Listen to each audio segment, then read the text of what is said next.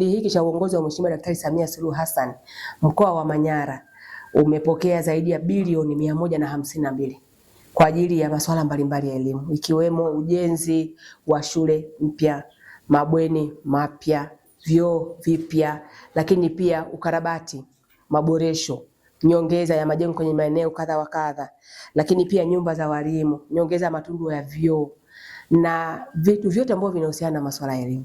Ndugu zangu, bilioni 152 ukizitaja kwa haraka haraka unaona kama ni pesa nyingi sana, ambazo mkoa haujawahi kupokea pesa kama hizo hata kwa kipindi cha miaka 10 katika sekta ya elimu. Lakini tunapata katika muda mfupi sana. Lakini pia katika kipindi hiki tupokea zaidi ya bilioni 70 kwa ajili ya masuala ya elimu bila ada. Na mnafahamu kwamba sasa hivi pia hiyo ndio sera ya serikali ambayo tunaendelea nayo ya elimu bila ada, na watoto wetu wameendelea kusoma elimu hiyo ambayo ni elimu ya bila malipo, elimu ya bila ada, elimu ya bila malipo. Na watoto wameendelea kusoma na sisi tumeendelea kutekeleza maelekezo hayo. Na mwezi huu kama ambavyo nimesema, kawaida muhula wa masomo unaanza, watoto wanakwenda shule. Kuna wanaoingia darasa la pili, kuna wanaoingia kidato cha pili. Lakini kuna hawa wapya kabisa ambao ndio mwanzo sasa wanaanza kuingia katika safari yao ya masomo ya shule.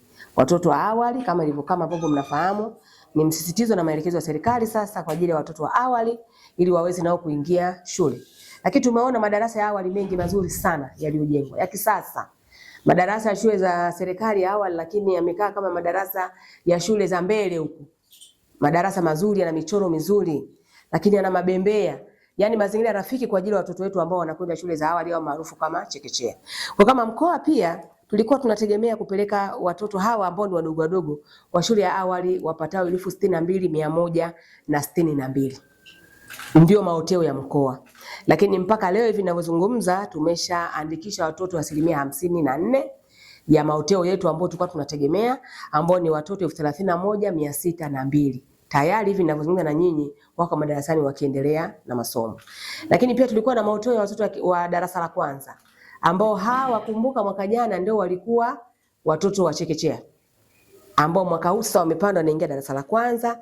Tulikuwa tunategemea watoto 65,970 waingie madarasani kwa ajili ya kuanza darasa la kwanza, lakini uandikishaji mpaka leo ni 69% ya maoteo ambayo tumeshapeleka watoto 41,980.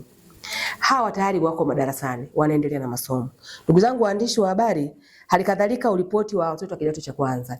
Na hili pia lilikuwa lingine kubwa ambalo lilifanya nione kama kuna haja ya kuzungumza. Bado watoto walioripoti ni wachache. Sisi kama serikali tumeendelea na jitihada za kuhakikisha kwamba watoto wote ambao wamefaulu, kwa sababu asilimia kubwa wanafahamika. Kwa tunategemea kuanzia Jumatatu watoto wakawa wameongezeka wengi ambao ni kidato cha kwanza. Lakini pia maafisa elimu wakishirikiana na watendaji kata mpaka watendaji wa vijiji tumewapa shughuli maalum kuanzia jana. Wako huko vijijini na kwenye mitaa wakiendelea kupita na kugonga nyumba moja mpaka nyumba nyingine, kwa sababu ni kitu ambacho kinawezekana. Mwenyekiti wa kijiji anajua watu wake kwa kwenye kijiji chake, anajua watoto gani ambao walifaulu mwaka jana na walichaguliwa kuendelea na sekondari.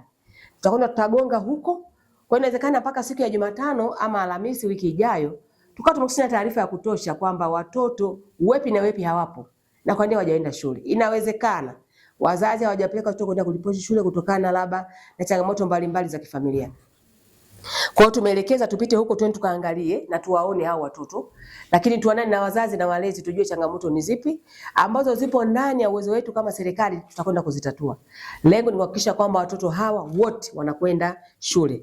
Mkoa ulitegemea kupokea watoto 28,908 wa shule ya sekondari kwa maana ya kidato cha kwanza, lakini mpaka sasa hivi tuna watoto takriban 25% ambao wameshaingia madarasani. Kwa hiyo inawezekana kuna wale wengine ambao wanapelekwa kwenye shule za nje ya mkoa, wanapelekwa kwenye shule za private, lakini pia tujue ili kusudi tuweze kujiridhisha, lakini lengo ni watoto wote lazima waende shule. Mazingira ni rafiki, madarasa yapo ya kutosha, madawati yapo ya kutosha na walimu wako mashuleni. Kwa hiyo tunachohitaji ni wazazi walete watoto waweze kwenda mashuleni. Na Kwa kupitia kamera zenu hizi, naomba niwaagize waheshimiwa wakuu wa wilaya kwamba wahakikishe wanasimamia na kuondoa vikwazo vyote katika kupokea watoto shule. Sababu ni maelekezo ya serikali kuanzia watoto wa awali, watoto wa darasa la kwanza na hawa ambao wanakwenda kuanza kidato cha kwanza. Maelekezo ya serikali yako vizuri kabisa. Mtoto anatakiwa kufika shule yeye. Kwa mzazi ambaye kwa muda huu bado hajakuwa na uwezo wa kumtengezea mtoto wake uniform, mtoto apokelewe shule.